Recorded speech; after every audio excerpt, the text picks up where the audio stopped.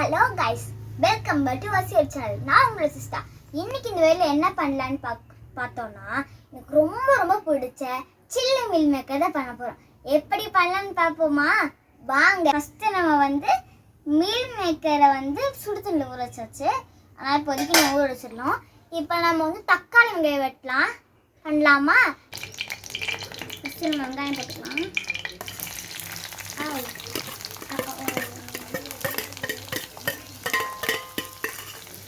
நல்லா வதக்கிக்கலாம்.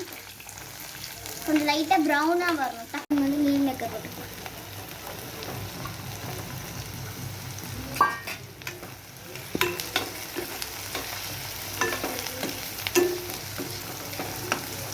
காரத்தூள் போட்டுக்கலாம்.